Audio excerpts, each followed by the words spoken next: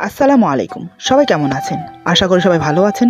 আজ আপনাদের জন্য নতুন গল্পের প্রথম পর্ব নিয়ে এসেছি। আশা করি গল্পটা আপনাদের ভালো লাগবে। তাহলে চলুন শুরু করা যাক। সামান্য একটা ভুলের জন্য আমার স্বামী আমাকে বেল্ট দিয়ে মারছে। আদতে ভুলটা আমি করেছি কিনা জানার প্রয়োজন বোধ মনে করছে না। ততক্ষণ পর্যন্ত মারলো যতক্ষণ পর্যন্ত না সে ক্লান্ত হয়ে পড়ল। এত কাকতি মিনতি করেও নিজের পিঠ বাঁচাতে পারলাম না। যখন জানতে পারলো ভুলটা আমি করিনি, তখন সে যা করলো তা দেখে আমি আরো অবাক হয়ে গেলাম। মানুষ এমনও হয় সেটা ওকে দেখে বুঝলাম। এরপর যা হলো, আমার নাম নীলফা আক্তার লিলি। সবাই আমাকে লিলি বলেই ডাকে।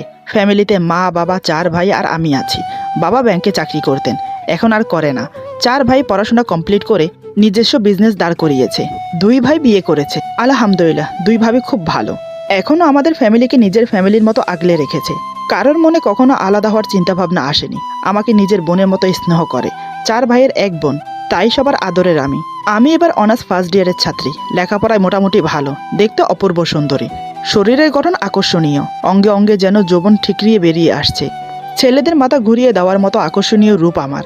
নিজের রূপের প্রশংসা নিজে করছি না, সবার কাছ থেকে শুনতে শুনতে কান ঝালাপালা হয়ে গেছে। সেটাই শুধু বলছি, আমি আমার মতো ভালোই আছি। আর রইল প্রেম ভালোবাসা, এসব থেকে আমি দূরে থাকি বাবা। প্রেমের প্রস্তাব আসেনি তেমনটা কিন্তু নয়। চোখের সামনে কত ছেলেমেয়ের মন ভাঙতে দেখেছি, কত ছেলের ছলনায় মেয়েদের কাঁদতে দেখেছি, পড়াশোনা ছেড়ে নিজের জীবনকে ধ্বংস করতে দেখেছি। কারণ হাই স্কুল থেকে কলেজ পর্যন্ত এসব কম তো দেখিনি। তাই নিজের হাতে নিজের জীবনটা নষ্ট করতে চাই না। একা আছি, বেশ ভালোই আছি। না কারোর জন্য চিন্তা করতে হচ্ছে, না কারোর জন্য রাত জেগে অপেক্ষা করতে হচ্ছে, না কারোর সাথে দেখা করার জন্য মন ব্যাকুলতা হচ্ছে। বেশ দিব্যি আছি।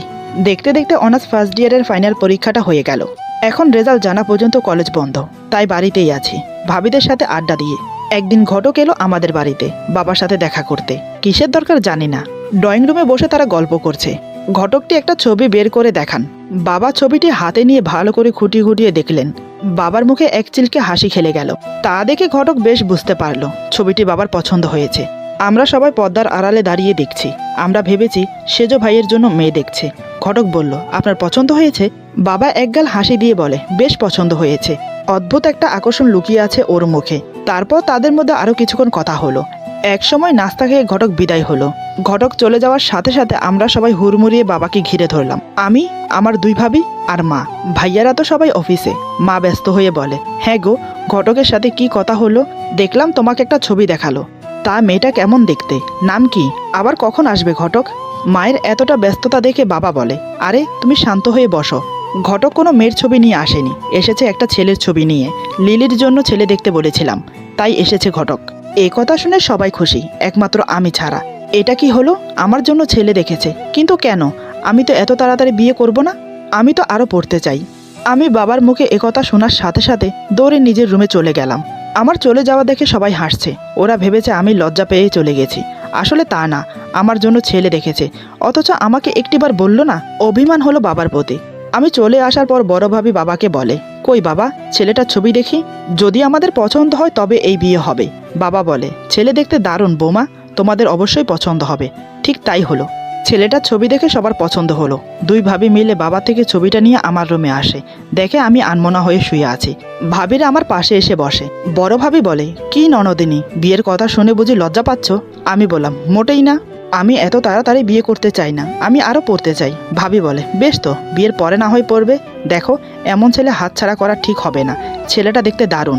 মেজো ভাবি রসিকতা করে বলে, তোমার ভাইয়ের কাছে বিয়ে না বসলে আমিই বিয়ে বসে যেতাম। সত্যি ননদিনী, তুমি খুব সৌভাগ্যবতী। বাবার মুখে যা শুনলাম তা যদি সত্যি হয় তাহলে এই বিয়েতে তুমি রাজি হয়ে যাও। এভাবে অনেক বোঝালো আমাকে সবাই। বুঝতে পারছি এরা আমাকে বিয়ে না দিয়ে ছাড়বে না, কারণ ছেলেকে সবার অনেক পছন্দ হয়েছে। কিন্তু আমি এখনো ছেলের ছবি দেখিনি। প্রায় হাতে গোনা 4 দিন পর ঘটক আবার আসলো। এসে বাবার মতামত জেনে আর একটা ছবি নিয়ে চলে গেল। আমার ছবি দেখে ওনাদেরও পছন্দ হয়। তারপর বিয়ের দিন তারিখ ঠিক হয়। 1 সপ্তাহের মধ্যে বিয়ে হবে। জানি না ছেলে পক্ষদের কিসের এত তাড়া। মিথ্যে বলবো না, ছেলের ছবি দেখে আমারও খুব পছন্দ হয়। মনে মনে তাকে নিয়ে স্বপ্ন সাজাতে থাকি। সত্যি কি তাকে আমি জীবনসঙ্গী হিসেবে পাবো? তার কিছু বর্ণনা দিয়ে রাখি। দেখতে তো হ্যান্ডসাম, গায়ের রং উজ্জ্বল ফর্সা। উচ্চতা কতটুকু হবে তেমন আইডিয়া নেই আমার। তারপরও বলছি বেশ লম্বা, বলিষ্ঠ দেহধারী এক যুবক। চোখ দুটো খুবই উজ্জ্বল। ছেলেটার নাম মোহাম্মদ তুষার চৌধুরী। ফ্যামিলিতে মা বাবা আর বড় এক বোন আছে। বড় বোনের বিয়ে হয়ে গেছে। প্রায় 7 বছর হতে চলল। আর্থিক অবস্থা ভালো, ছেলে বড় একটা কোম্পানিতে জব করে, বেশ ভালো মাইনে পায়। এদিকে দেখতে দেখতে বিয়ের দিন চলে এলো। আজ আমার বিয়ে, বেশ ধুমধামের সাথে আমাদের বিয়ে হলো। একসময় সবকিছু শেষ করে বিদায় নিয়ে গাড়িতে বসলাম। বাড়ির শুদ্ধ সবাই কান্নাকাটি করছে, কারোরই যেন মন চাইছে না আমাকে বিদায় দিতে। এখন কেন কাঁদছে সবাই? তখন তো বলেছিলাম, কিন্তু কেউ শোনেনি। আমারও যে মন খারাপ হচ্ছে না তেমনটা কিন্তু নয়। যে বাড়িতে ছোট থেকে সবার আদর পেয়ে বড় হয়েছি, যাদের চোখের মনি আমি, তাদেরকে ছেড়ে যেতে হচ্ছে। মনে হচ্ছে যেন আর কখনোই দেখা হবে না। কাঁদতে কাঁদতে চোখ মুখ ফুলে গেছে। গাড়ি চলতে শুরু করলো, ধীরে ধীরে তার গতি বাড়ছে, আর আমার বুকের ভেতরটা ততই মোচড় দিয়ে উঠছে। খুব কষ্ট হচ্ছে। আমার পাশে আমার স্বামী বসে আছে, মানে তুষার। কান্না ভরা নয়ন নিয়ে এক নজর তাকে দেখলাম। তার চেহারায় গম্ভীরতা ফুটে উঠেছে। কিন্তু কেন? সে একবারও আমার দিকে তাকাচ্ছে না, বাইরের দিকে তাকিয়ে আছে, আর ড্রাইভারকে বলছে গাড়ি তাড়াতাড়ি চালাতে। কিছু বুঝতে পারলাম না ব্যাপারটা কি হচ্ছে, তাই চুপচাপ বসে রইলাম আর নিজের ফ্যামিলির কথা ভাবছি। পুরো 1 ঘন্টা গাড়ি চলার পর শ্বশুর বাড়িতে এসে হাজির হলাম। বাড়ির ভেতরে গাড়ি থামতেই সবাই ঘিরে ধরলো, বউ এসেছে বউ এসেছে বলতে বলতে। সৌজন্যের খাতিরে তুষার আমাকে নিয়ে গাড়ি থেকে নামলো। হয়তো নিজের ব্যক্তিত্বটা কারোর সামনে প্রকাশ করতে চাইছে না, তাই লোক চোখের সামনে আমার হাত ধরতে বাধ্য হলো। তবে মুখময় বিষণ্ণতার ছাপ, যেন এই বিয়েতে ও খুশি না তেমনই ভাব দেখাচ্ছে। কোনো রকম আমাকে বাড়ির ভেতরে নিয়ে যাওয়া হলো। নির্ধারিত একটা রুমে আমাকে বসানো হলো। তোড়জাম চলছে বাসর ঘরের, কারণ আমরা আসতে আসতে 10টা বেজে গেছে। 12টার দিকে আমাকে বাসর ঘরে দেওয়া হলো। প্রায় রাত 1টা বাজে তুষার রুমে আসে। এসে সজোরে দরজাটা বন্ধ করে দেয়। দরজার শব্দে আমি চমকে উঠি। বুকের ভেতর ধরপড় ধরপড় করছে। চুপচাপ বসে রইলাম, সামনে থেকে কিছু বলার অপেক্ষায়। প্রায় 10-15 মিনিট এভাবে কেটে গেল। তুষার আমাকে কিছু বলছে না, শুধু ঘরময় পায়চারি করছে। আমি উসখুস করতে লাগলাম, লোকটা এমন করছে কেন? কিছু বলছেও না, কাছেও আসছে না। বুঝলাম না কিছুই। এভাবে আরো কিছুক্ষণ অতিবাহিত হলো, কিন্তু তুষার এখনো কোনো কথা বলছে না। আমি কলেজে পড়ুয়া মেয়ে, তাই কথা বলতে কোনো দ্বিধাবোধ করলাম না। আমি বললাম, কিছু মনে না করলে তুমি এখানে বসতে পারো। আমার কথা শুনে তুষারের পায়চারি থেমে গেল। সে আমাকে উদ্দেশ্য করে বলে, এটা আমার বাড়ি আর রুমটাও আমার, তাই বসার হলে আমি নিজেই বসতে পারবো, কারোর অনুমতি প্রয়োজন নেই। ওর কথা শুনে আমি একটু আশ্চর্য হলাম, এমন করে বলছে কেন? আমি বললাম, তুমি এমন করে কথা বলছো কেন? তুষার বলে, কেমন করে বলছি? এখন কি তোমার থেকে কথা শিখতে হবে আমার? আমি বললাম, শিখতে হবে কেন? আমি তো ব্যাস। তুষার আমার কথা শেষ হতে না দিয়ে বলে, দেখো আমি ভনিতা পছন্দ করি না, যা বলি সোজাসুজি বলি। আমার কথায় কে কষ্ট পেলো না পেলো তাতে আমার কিছু যায় আসে না। তোমাকে আজ কিছু কথা বলি, মন দিয়ে শোনো। আমার কিন্তু এই বিয়েতে একদম মত ছিল না। ছিল না বলতে, বিয়ে করার কোনো ইচ্ছেই ছিল না, না তোমাকে না অন্য কাউকে। সোজা কথা বলতে গেলে আমি মেয়েদেরকে ঘৃণা করি। মেয়েরা লোভী, প্রতারক, বিশ্বাসঘাতক। ওরা ছেলেদের জীবন নিয়ে ছিনিমিনি খেলতে খুব ভালোবাসে। আজ একজনের সাথে, কাল দেখা যায় অন্যজনের সাথে। আমি ঘৃণা করি। তাই তোমাকে স্পষ্টভাবে বলে দিচ্ছি, আমার থেকে কখনো স্বামীর অধিকার বা ভালোবাসা কিছুই পাবে না। ইচ্ছে হলে তুমি যেতে পারো, আমি বাধা দেব না। হয়তো তোমার মনে প্রশ্ন জাগছে, কেনই বা আমি বিয়ে করলাম? কি করব আমি, কি বা করতে পারি? মা বাবা কোনোভাবে আমার কথা শুনতে চাচ্ছে না। তারা এতটাই ব্যস্ত হয়ে পড়লো আমাকে বিয়ে করানোর জন্য, আমি বাধ্য হলাম বিয়ে করতে। তাই তোমাকে সাবধান করে দিচ্ছি, আমার কোনো ব্যাপারে নাক গলাতে পারবে না, এমনকি আমার বিছানাতেও থাকতে পারবে না। আমার রুমে থাকতে হলে আমার কথা মতো থাকতে হবে, কথাগুলো যেন মাথায় থাকে। তুষার এমনভাবে কথাগুলো বলে গেল যে আমাকে কিছু বলার সুযোগও দিল না, আর বলার মতো কোনো পথও রাখলো না। আমি নিশ্চুপ হয়ে বিছানা থেকে নেমে গেলাম। চোখ থেকে অজর ধারায় জল গড়িয়ে পড়ছে। কত স্বপ্ন দেখেছি, এই ছিল আমার কপালে। আমি বিছানা থেকে নামার সাথে সাথে তুষার গিয়ে শুয়ে পড়ে। নিচে বিছানার মতো কিছু একটা খুঁজে নিয়ে শুয়ে পড়লাম। শুয়ে শুয়ে ভাবছি, ভাগ্যে আমার কি আছে সেটা। কান্না করতে করতে কখন যে ঘুমিয়ে পড়লাম জানি না। সকালে তুষারের আগে আমার ঘুম ভাঙলো, কিন্তু শোয়া থেকে উঠতে পারছি না। পুরো শরীর ব্যথা হয়ে আছে, কারণ জন্মের পর থেকে নরম গদিতে শুয়ে এসেছি, কখনো মাটিতে শুইনি। আজ প্রথম তো, তাই হয়তো। তারপর উঠলাম, ফ্রেশ হয়ে বসে রইলাম। অতীতে আমার জীবনটা কেমন ছিল আর বর্তমানে আমার জীবনটা কেমন হলো তাই নিয়ে ভাবছি। মানুষের জীবনে ভাবনার কোনো শেষ আছে? একটা শেষ না হতে অন্য একটা চিন্তা মাথায় ঢোকে। আজে বাজে চিন্তাগুলোই মাথায় আসছে। এমন সময় আমার ননাস দরজা টোকা দেয়। আমি গিয়ে দরজা খুলে দেই। সে বাইরে থেকে ঘরের ভেতরে উকি ঝুঁকি মারছে। আমাকে বলে, কেমন আছো তুমি? তুমি ঠিক আছো তো? আমি মুখে একটা মলিন হাসি ফুটিয়ে বললাম, আলহামদুলিল্লাহ, ভালো আছি। আপনি কেমন আছেন আপু?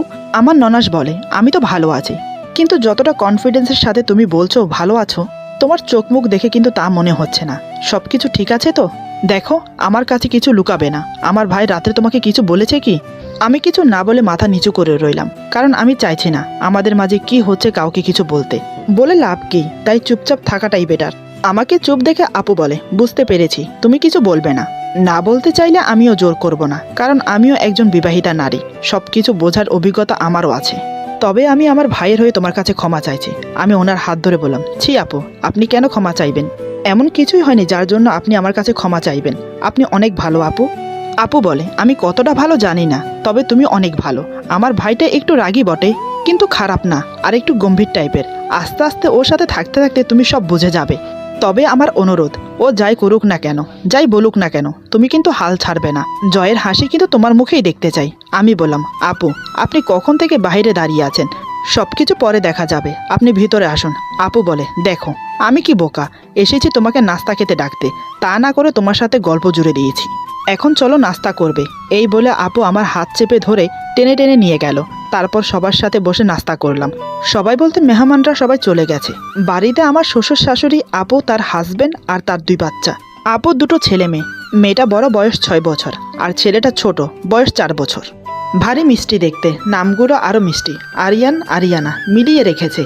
কিছুক্ষণের জন্য নাস্তা খেতে বসে সবার সাথে বুঝতে পারলাম এই বাড়ির সবাই অনেক ভালো, শুধু আমার স্বামী ছাড়া।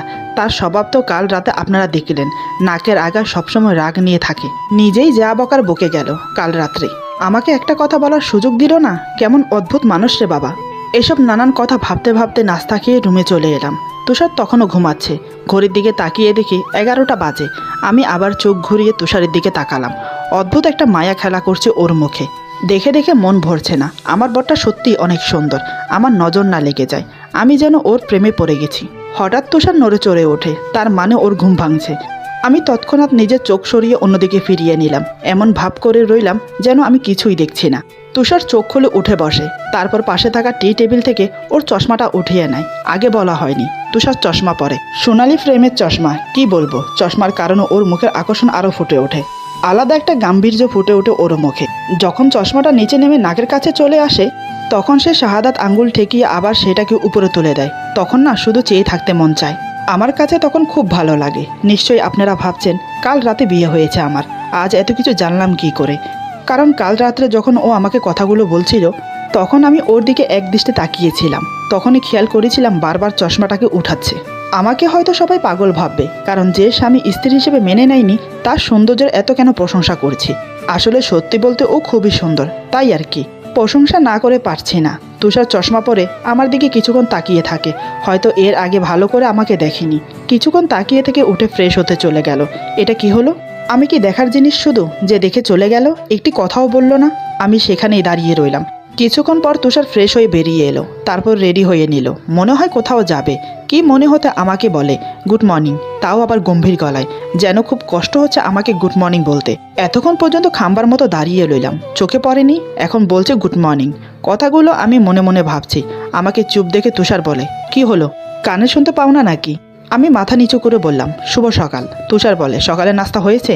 আমি বললাম, হ্যাঁ হয়েছে। তুষার বলে, ভালো। এই বলে বেরিয়ে গেল।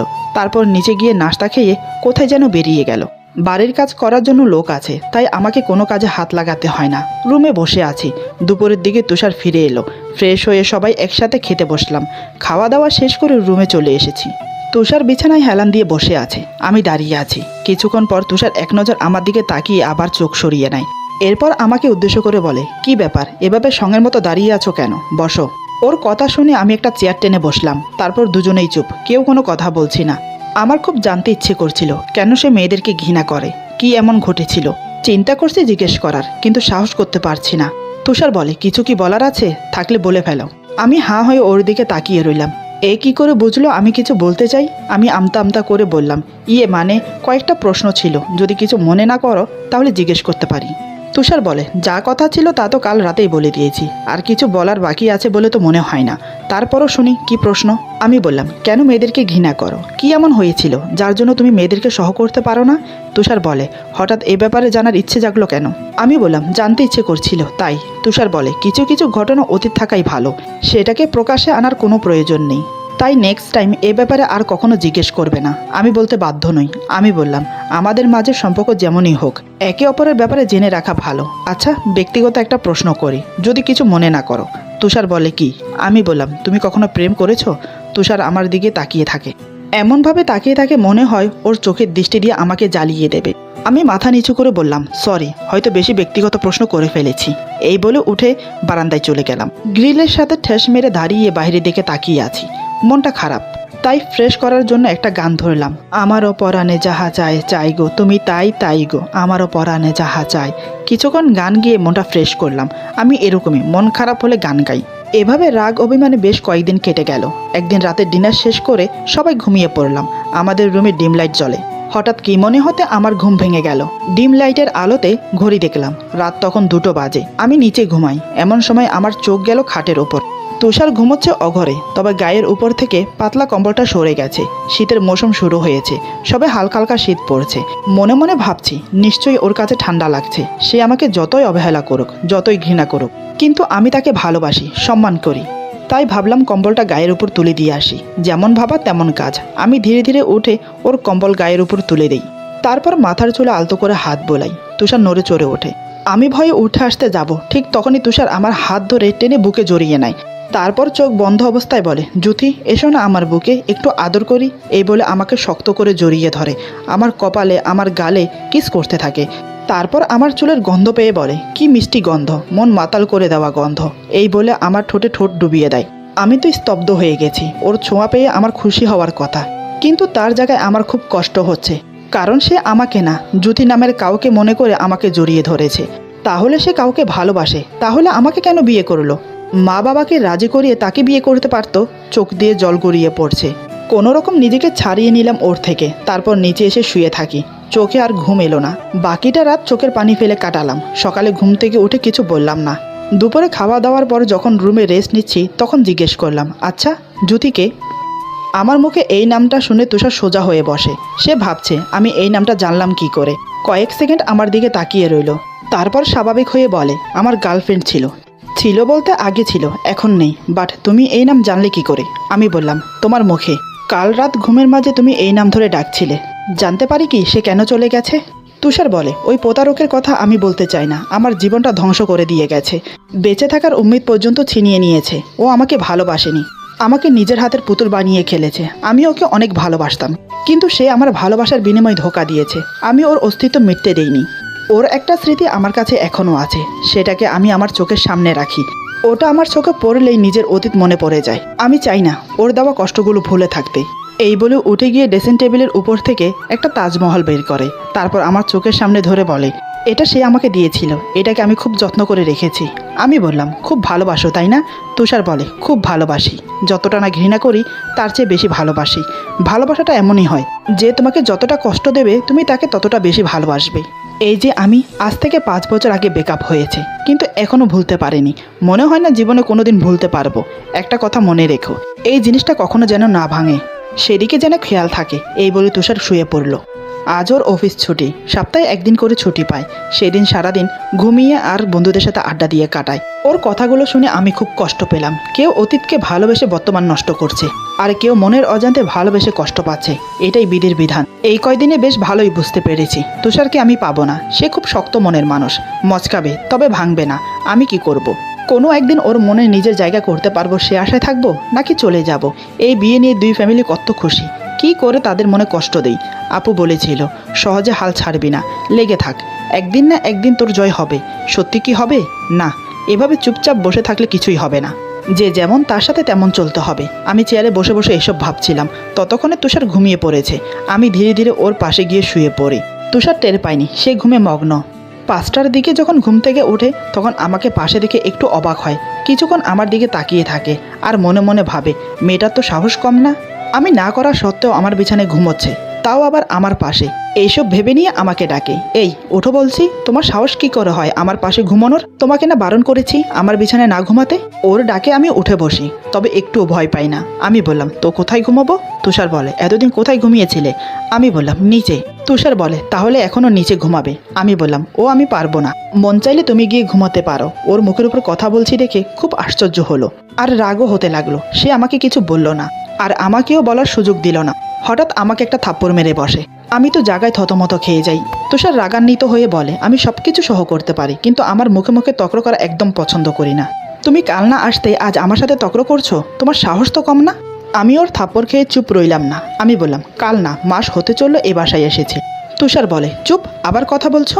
আমি বললাম, বারে তুমি ভুলভাল কথা বলবে সেটা শুনে কিভাবে চুপ থাকি? যেটা সঠিক সেটা বলতে হবে না? এবার তুষার আরও রেগে গেল। ওর চোখ মুখ লাল হয়ে উঠেছে। একে তো ফর্সা চেহারা, তাতে রাগ ফুটে উঠলে সহজেই বোঝা যায়। হঠাৎ তুষার যা করলো আমার সাথে সেটা আমি একটুও আশা করিনি। মানুষের প্রতি মানুষের কতটা ঘৃণা থাকলে এমনটা করতে পারে তা আমি তুষারকে দেখে বুঝেছি। এরপর যা হলো, আজকের গল্প এখানে সমাপ্ত। আশা করি গল্পটি আপনাদের ভালো লাগবে। যদি ভালো লাগে তাহলে লাইক, কমেন্ট এবং সাবস্ক্রাইব করে আমাদের পাশে থাকুন। পাশে থাকা বেল আইকন প্রেস করে দেবেন, তাহলে আমাদের নিত্য নতুন ভিডিও আপনাদের কাছে পৌঁছে যাবে। সবাই ভালো থাকবেন, সুস্থ থাকবেন। আল্লাহ হাফেজ।